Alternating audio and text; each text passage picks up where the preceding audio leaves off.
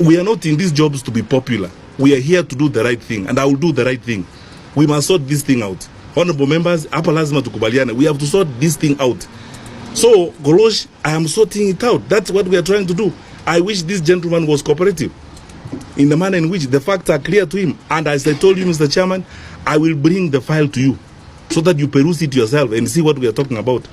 It is not right that when we are trying to make a genuine effort, we are being called lords of impunity, that we are making the wrong mistakes and so on and so forth. None of these, even our colleagues in the media who are reporting this matter, none of them has gone through the facts that we are putting before them. None of them has asked the very basic questions. Now, I want to see what the Law Society of Kenya is going to do, and the judiciary, now that the officers have actually lied on oath, filed affidavits in court lying. As for the relations between us and the judiciary, I want to say this. The spokesperson for the executive branch of government, by constitution and by practice, is His Excellency the President. I don't have powers to be a spokesperson for the executive branch of government, but I can make this observation. From this experience and the experiences we've had in the past, we are in a unique place, and you, more than any members of parliament, because you are the security committee, need to know this. Our sector is the one that is affected most by some of the decisions that are made when they are not balanced. Why are we so bothered about the checks? The Constitution expects us to uphold checks and balances. Why are we not bothered about the balances?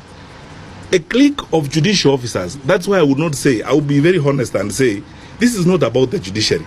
It is about a clique of judicial officers who have gotten into an unholy relationship with a clique of activist lawyers and oppositionist civil society people, with the intention of humiliating the government, stalling the government, embarrassing the government, and making it impossible for the government to perform. I want to give you data. You tell me yourselves as members of parliament. When I came here before, I told you, on the crackdown on illegal machines, gambling, you are the ones who represent the people of Kenya, the children of Kenya. You know what this nonsense has done to our children in the villages.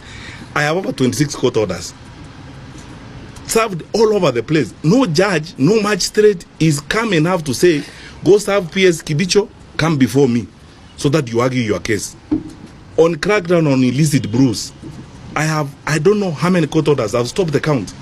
Served on county commissioners, regional commissioners, chiefs, everybody. You can actually sell poison in this country, because all you need is to go to court and get a court order and put it on your door and sell poison in this country. And no one says, go serve the PS. Let us listen. Let us hear the two of you so that we understand what the truth is. That's what I'm saying. It's a clique of judicial officers. It's not about the judiciary. Our judiciary has got some of the finest people in the country. There's a clique in the judiciary that has been captured by a group of people in civil society and a clique of activist lawyers. And they are riding roughshod. Have you wondered, members of parliament, because you have the burden of leadership, have you wondered, in the last 3 years, one civil society activist in Kenya has obtained nearly 30 court orders, ex parte, 30 court orders, ex parte, from the court. He walks in, he gets an order, comes out. He walks in, he gets an order, comes out. In fact, he could even walk in today and say he wants an order so that all cabinet secretaries commit suicide. You get the order. He walks in, gets an order, comes out. What does that say about our judicial system? Last Wednesday, the whole day, the Attorney General spent time begging for one thing, to be heard. If we had been heard by that judicial officer, they would have been told what we are telling you. Mr. Miguna is on the air side. He is not in the custody of Boynet. Boynet cannot produce him because he doesn't have him.